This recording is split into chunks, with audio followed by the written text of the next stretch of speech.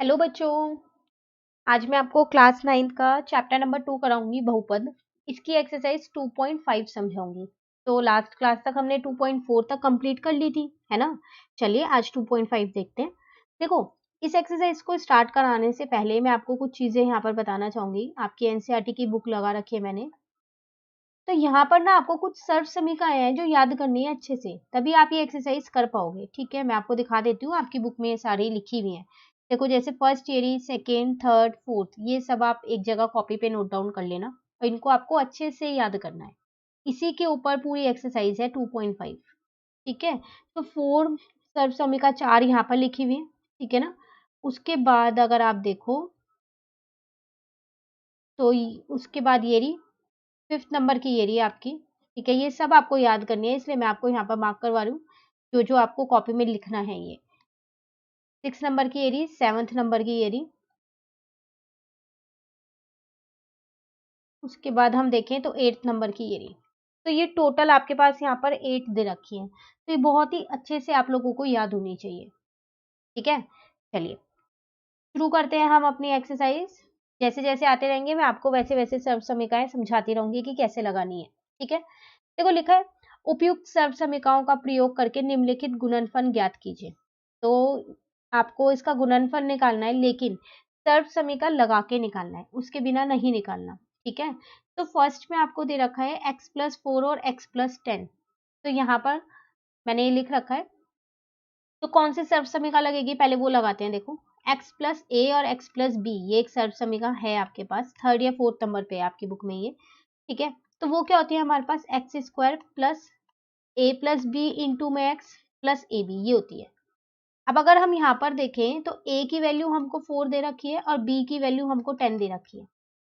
ठीक है, a का मान ये रहा 4 और b का ये रहा 10। बस इसके अंदर लगा दो। तो x² तो वो तो x² ही रहेगा, a प्लस बी मतलब कि 4 प्लस 10 और x की जगह x ही रहेगा, प्लस a इंटू बी मतलब कि 4 इंटू में 10। ठीक है ना, तो ये हो गया यहाँ पे x² प्लस 14x प्लस का 40। क्लियर है, तो ये आपका आंसर हो गया। चलिए सेकेंड पार्ट की तरफ देखते हैं। सेकेंड पार्ट है आपके पास, यहाँ पर है x+8 और x-10। तो अगर मैं यहाँ पर बात करूं उसी सर्व समीकरण की जो अभी मैंने ऊपर लगाई है, x+a और x+b, तो जो मेरे पास थी x² plus a plus B into में x प्लस ए बी। अब अगर हम यहाँ देखें तो a का मान मेरे को 8 दे रखा है और b का मान मुझे -10 दे रखा है। तो हमेशा याद रखना, ऐसे माइनस में कोई और सर्व समीकरण नहीं है, सर्व समीकरण यही वाली लगेगी, बस यहाँ पर मान जो है वो माइनस में हो जाएगा। ठीक है, तो x² मतलब वही रहेगा a प्लस बी, मतलब 8 प्लस, और b की जगह क्या रखेंगे, -10 रखेंगे। ठीक है, x की जगह 10, a इंटू बी तो 8 और यहाँ पर रखेंगे -10। ठीक है ना, तो ये x² हो जाएगा और यहाँ पर अब आप इसमें से इसको माइनस करोगे तो माइनस का 2x आएगा और यहाँ पर आ जाएगा माइनस का 80। ये आपका आंसर आ गया। तो अगर आपको सर्व सभी का पता है कि कौन सी लगेगी, तो आप बहुत आसानी से ये एक्सरसाइज कर पाओगे। ठीक है, चलिए थर्ड पार्ट देखते हैं इसका। थर्ड पार्ट ये रहा, सेम वही है। देखो, x+a और x+b, पर यहाँ पर b का मान जो है वो -5 है। तो सेम वही सर्व समीकरण मैंने यहाँ पर लगाई। ठीक है, और क्या किया हमने, यहाँ पर b का मान बस -5 लिख दिया है। क्लियर है, चलिए फोर्थ पार्ट देखते हैं। यहाँ देखो, y² प्लस 3/2 y² माइनस 3/2। तो आप देखो यहाँ पर दोनों में जो ये संख्याएं लिखी हैं ये बिल्कुल एक जैसी लिखी है, बस साइन का फर्क है। तो यहाँ सर्व समीकरण लग रही है हमारे पास a प्लस बी और a माइनस बी वाली। a प्लस बी ये बन जाएगा और a माइनस बी ये बन जाएगा, जिसमें a का मान मेरे को y² दे रखा है और b का मान 3/2 दे रखा है। तो मैंने सर्व समीकरण के नीचे ये भी लिख दिया है कि a का मान और b का मान क्या है। तो आपको क्या करना है, अब a² माइनस b², तो a का मान था y², तो देखो y² का स्क्वायर हो जाएगा। ठीक है, और b का मान क्या था 3/2, तो 3/2 का स्क्वायर। तो यहाँ पर हो जाएगा पार के ऊपर घात के ऊपर घात है ना, तो y की घात 4 हो जाएगी। 3/2 है तो 3 का स्क्वायर करोगे 9, 2 का स्क्वायर करोगे 4, तो ये आपका आंसर आ जाएगा। तो हर क्वेश्चन में पहले आपको ये चेक करना है कि कौन सी सर्व समीकरण लग रही है, उसके बाद लगानी है उसको, और वहां पर साइड में लिखना भी है कि आपने कौन सी सर्व समीकरण लगाई है। क्लियर है, चलिए एक और पार्ट है अभी इसका, फिफ्थ पार्ट, वो भी देख लेते हैं। यहाँ पर है 3 माइनस 2x और 3 प्लस 2x, तो फिर वही दोनों ब्रैकेट में सेम संख्याएं लिखी हैं, बस साइन का फर्क है, एक जगह माइनस है और एक जगह प्लस है ना। तो a प्लस बी और a माइनस बी हो जाएगा, ये भी सेम वही, तो a square minus B square. तो a का मान इस बार यहाँ पर 3 है और b का मान 2x है, तो दोनों मैंने यहाँ लिख दिया। तो a स्क्वायर मतलब 3 का स्क्वायर, b स्क्वायर मतलब 2x का स्क्वायर, तो 3 का स्क्वायर 9, 2x का स्क्वायर इज 4x स्क्वायर, ये हमारा आंसर आ गया। क्लियर है? तो क्वेश्चन नंबर 1 हमारा यहाँ पर कंप्लीट हो गया। चलिए क्वेश्चन नंबर 2 पे आते हैं। कह रहे हैं सीधा गुना किए बिना निम्नलिखित गुणनफलों के मान ज्ञात कीजिए। तो यहाँ पर आपको सीधा गुना नहीं करना, मतलब कि ऐसे नहीं करना 103 को 107 से इंटू करके लिख दो, नहीं। इसका मतलब इसमें आपको सर्व समीका लगानी है, उसके बाद ही इनका मान ज्ञात करना है। ठीक है, तो चलिए देखते हैं कैसे करेंगे। देखो, तो फर्स्ट पार्ट यहाँ पर मैंने पार्ट लिख रखा है, इसको क्या करेंगे, पहले ना हम 103 और 107, ऐसी तो कोई सर्व समीका नहीं है कि दो संख्या हो गुना में तो कोई सर्व समीका हो, तो हम क्या करते हैं, इसको दो भागों में तोड़ देते हैं। किस तरीके से, 103 को मैं 100 प्लस 3 लिख सकती हूँ, अब 107 को मैं 100 प्लस 7 लिख सकती हूँ, लिख सकती हूँ ना यहाँ पर। हाँ, अब जरूर मेरे पास एक सर्व समीका यहाँ बन रही है x प्लस ए और x प्लस बी की, जो अभी हम क्वेश्चन नंबर 1 में लगा के आए हैं। अब वो होती क्या है, X square plus A plus B into में X plus A B, A into B, यही होती है। जिसमें कि ए की वैल्यू मेरे पास 3 है, बी की वैल्यू मेरे पास 7 दे रखी है और एक्स की वैल्यू यहाँ मुझे 100 दे रखी है, देखो ये रही। तो इस बार x की जगह x नहीं है, 100 आपको दे रखा है। चलो लगाते हैं सर्व समीका, एक्स स्क्वायर मतलब 100 का स्क्वायर, ए प्लस बी मतलब 3 प्लस 7 इंटू एक्स मतलब कि 100 प्लस ए इंटू बी मतलब 3 इंटू में 7। क्लियर है यहाँ तक? 100 का स्क्वायर अगर आप करोगे तो यहाँ पर आ जाएगा 10,000 और यहाँ पर 10, तो 1000 आ जाएगा ये, और ये आ जाएगा 21। बस तीनों को प्लस कर दो, तो जब आप इन तीनों को प्लस करोगे तो 11021, ये आपका आंसर आ जाएगा। तो यहाँ पर आपको सीधा गुना नहीं करना था, सर्व समीका लगानी थी। उसके लिए पहले आपने इनको दो भागों में ऐसे तोड़ा कि वो सर्व समीका लग पाए उसके अंदर। ठीक है, चलिए एक और पार्ट देखते हैं, बी वाला। 95 इंटू 96 है, फिर वही आप चाहो तो इसको ये भी लिख सकते थे, 90 प्लस 5 और 90 प्लस 6, तो x प्लस ए और x प्लस बी वाली सर्व समीका लगेगी। पर मैंने यहाँ लिख दिया 100 माइनस 5 और 100 माइनस 4, तो दोनों माइनस वाले लिए हैं मैंने। ठीक है, पर सर्व समीका मैंने सेम वही लगाई है, x प्लस ए और x प्लस बी वाली। फर्क यहाँ पर इतना हो जाएगा कि यहाँ पर मेरे पास a और b के जो मान है ना, वो दोनों माइनस में आएंगे, -5 और -4, देखो मैंने यहाँ लिखे भी हैं। तो आप दोनों में से कोई सा भी तरीका लगा सकते हो। ये तरीका इसलिए लगाया मैंने ताकि यहाँ पर 100 का स्क्वायर किया जाए तो आसानी से हो जाए। ठीक है, तो आप इस वाले से करोगे तब भी आंसर सेम ही आएगा, और सर्व समीका भी वही सेम वाली, यही वाली ही लगनी है उसमें भी। ठीक है ना, चलिए। तो एक्स स्क्वायर मतलब 100 का स्क्वायर, ए प्लस बी मतलब ए की वैल्यू -5 है और बी की है -4, इंटू में एक्स, तो एक्स की जगह 100, और यहाँ पर ए इंटू बी में तो -5 इंटू -4। बस इनको हल किया तो मेरा यहाँ पर आंसर आ गया 9120। ठीक है, सेम ऐसे यहाँ पर थर्ड पार्ट था 104 इंटू 96, तो मैंने 104 को लिख दिया 100 प्लस 4 और 96 को लिख दिया 100 माइनस 4। अब यहाँ पर मेरी कोई और सर्व समीका लग रही है, वो क्या, देखो ये बन गया a प्लस बी, ये बन गया a माइनस बी, तो सर्व समीका हो जाएगी a square minus B square, जिसमें a का मान मेरे पास 100 है और b का मान 4 है, तो a स्क्वायर मतलब 100 का स्क्वायर, b स्क्वायर मतलब 4 का स्क्वायर। बस हल किया, आंसर आ गया। ठीक है ना, चलिए क्वेश्चन नंबर थर्ड पे आते हैं। क्वेश्चन नंबर थर्ड है आपके पास, उपयुक्त सर्व समीकरण प्रयोग करके निम्नलिखित का गुणनखंड कीजिए। तो अब आपको यहाँ पर गुणनखंड करना है। अभी तक आप गुणनफल कर रहे थे, गुणनफल है ना, अब आपको गुणनखंड करना है। तो आपको ये दे रखा है, देखो यहाँ पर मैंने लिख रखा है ये। तो कैसे हम इसका गुणनखंड करेंगे, तो अगर आप यहाँ पर इसको ध्यान से देखो, तो हम 9x स्क्वायर को 3x का होल स्क्वायर लिख सकते हैं, क्योंकि 3 को 2 बार गुना करूंगी तो 9 ही आने वाला है ना। अब 6xy, 6 तो किसी का भी स्क्वायर नहीं होता, छोड़ दो। अब y को हम लिख सकते हैं y स्क्वायर। तो आप देख लो, ये मेरा बन गया a स्क्वायर, ये मेरा बन गया b स्क्वायर। तो A square plus B square plus 2ab एक सर्व समीका होती है ना। अगर मैं यहाँ पर लिखूं a प्लस बी के होल स्क्वायर, ये वाली सर्व समीका यही तो होती है। तो मुझे a और b मिल गया, तो 2ab, 2 a की जगह a का मान और b की जगह b का मान। अब जरा अगर मैं इनको गुना करके देखूं तो 6xy आ रहा है, बिल्कुल आ रहा है। तो इसका मतलब आपको ये सर्व समीका यहाँ दे रखी है, जिसमें a मेरे पास 3x और b मेरे पास y है, और यही मेरा आंसर है। तो आपको जब गुणनफल करना हो तो आपको क्या करना है, यहाँ पर ये देखना है कि कौन सी सर्व समीका इसके अंदर बन रही है। तो इस बार आपको ये दे रखा था पूरा और ये आपको निकालना था, ठीक है। सेम ऐसे सेकंड पार्ट है, बस फर्क इतना है कि यहाँ पर आपके पास माइनस लिखा हुआ है यहाँ। तो सर्व समीका माइनस वाली लगेगी, a माइनस बी का होल स्क्वायर। तो a square minus 2ab plus B square. तो 4y स्क्वायर है, तो उसको मैं 2y का होल स्क्वायर लिख सकती हूँ, है ना। अब 1 को 1 का स्क्वायर, तो ये मेरा बन जाएगा बी स्क्वायर और ये मेरा बन जाएगा ए स्क्वायर।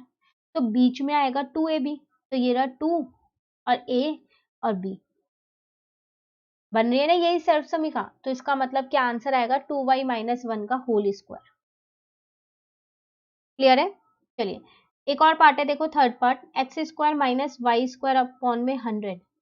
तो देखो एक्स स्क्वायर को तो मैंने एक्स स्क्वायर ही लिख दिया, लेकिन वाई स्क्वायर अपॉन 100 को मैंने वाई अपॉन 10 का होल स्क्वायर लिख दिया, क्योंकि ये जब स्क्वायर इस पे करूंगी तो वाई स्क्वायर, 10 को 2 बार गुना करूंगी तो 100 आ जाएगा। अब यहाँ एक सर्व समीका बन रही है, वो क्या, ए स्क्वायर माइनस बी स्क्वायर की। इस बार ये दे रखा है, आपको ये लिखना है ए प्लस बी और ए माइनस बी। तो a का मान है x, b का मान है y बाई 10, तो a प्लस बी, और a माइनस बी तो a माइनस बी। बस सर्व समीका में लगाया और मेरा आंसर आ गया, ठीक है। चलिए क्वेश्चन नंबर थर्ड कंप्लीट हो गया। आते हैं क्वेश्चन नंबर 4 पे। आपसे कह रहे हैं यहाँ पर उपयुक्त सर्व समीकाओं का प्रयोग करके निम्नलिखित में से प्रत्येक का प्रसार कीजिए। तो सर्व समीका लगानी है यहाँ पर भी।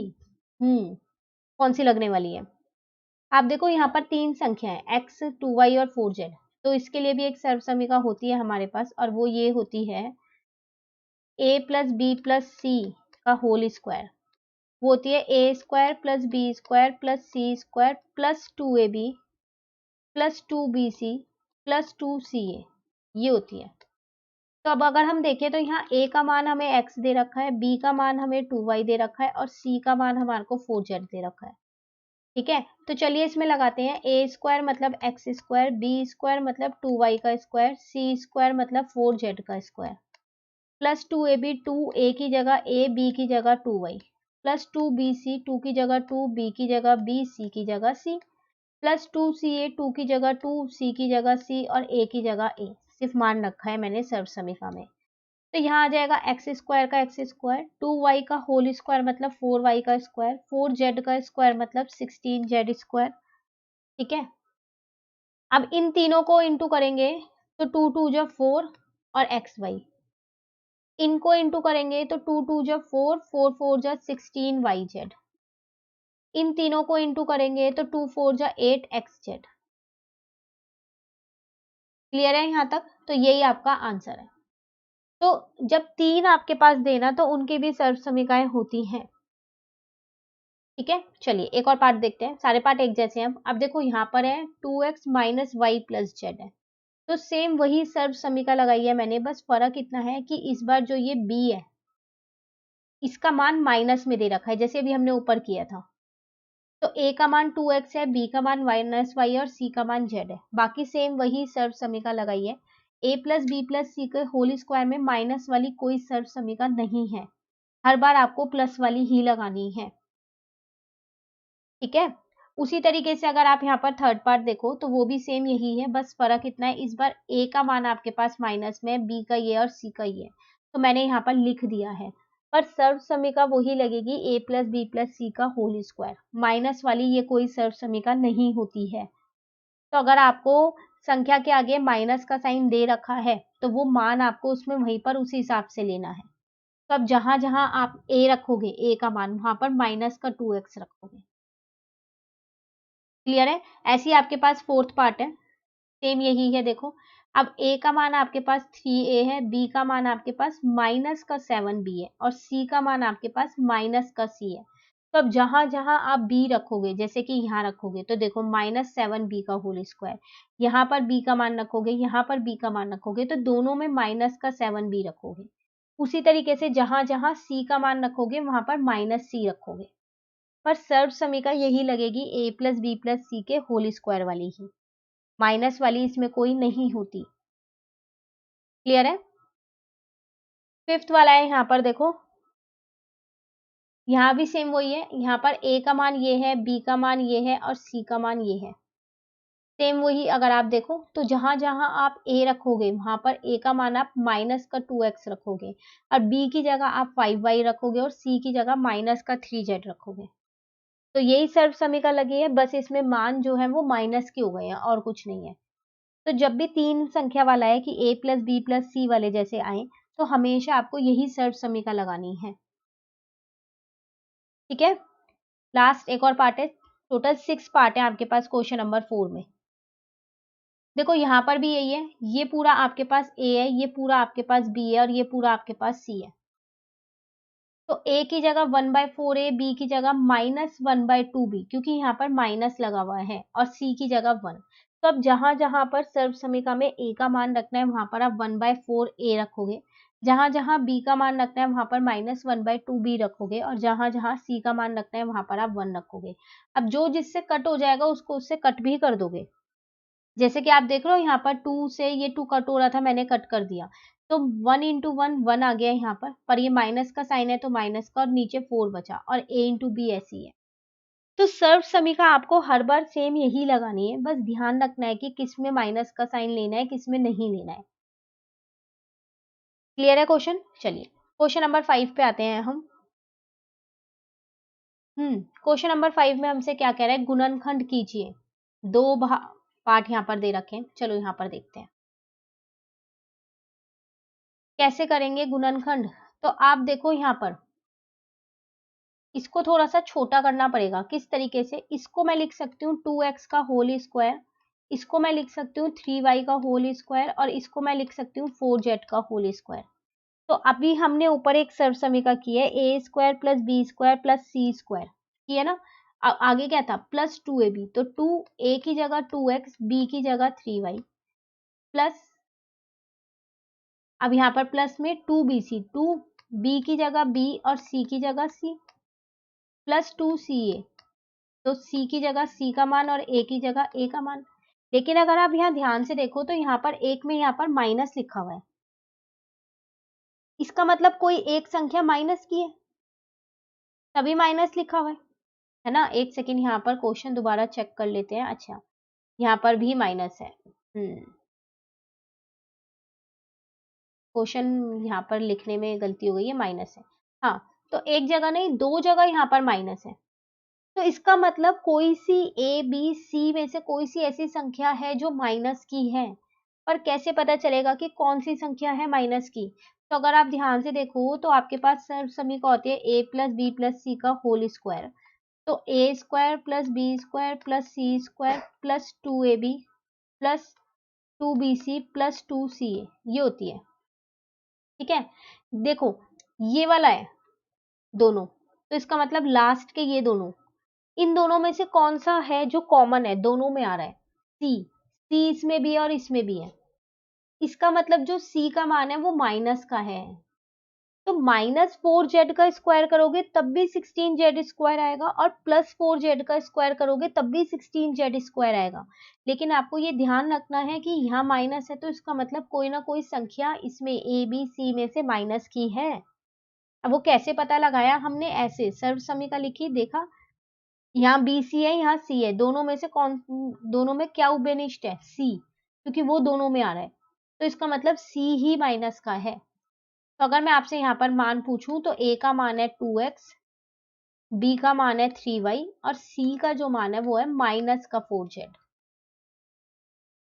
बन गई ना अब ये सर्व समीकरण। तो इस बार आपको ये वाली साइड पूरी दे रखी थी तो आपको ये वाली लिखनी है। तो a प्लस बी माइनस सी का होल स्क्वायर है ये जो आपको दे रखा है, तो इसका गुणनखंड ये आएगा। क्लियर है क्वेश्चन? फिर बोल रही हूँ बार बार, सर्व समीकरण आपको अच्छे से याद होनी चाहिए, उनको लगाते कैसे हैं वो आपको पता होनी चाहिए, तभी आप इस एक्सरसाइज को अच्छे से कर पाओगे। चलिए अभी इसका एक और पार्ट है वो भी देख लेते हैं। देखो सेम चीज, यहाँ भी 2 जगह माइनस है, तो इसका मतलब कोई ना कोई संख्या माइनस की है। चलो देखते हैं। सबसे पहली बात तो 2x स्क्वायर, टू तो किसी का स्क्वायर नहीं है, तो हमने इसको क्या किया, √2 x का होल स्क्वायर लिख लिया। क्यों? क्योंकि √2 को 2 बार इंटू करूंगी तो 2 ही तो आएगा, वही हमने कर दिया। ठीक है, वाई स्क्वायर ऐसी है 8z स्क्वायर। अब 8 भी किसी का स्क्वायर नहीं होता, तो उसको मैंने क्या किया, 8 होता है 2 इंटू टू इंटू टू, तो इसको मैंने लिख दिया 2√2 का स्क्वायर। क्यों? देखो ये स्क्वायर इससे 2 से करूंगी तो 4 आएगा, √2 का स्क्वायर करूंगी तो 2 आएगा, कर आके 8 ही आ जाएगा।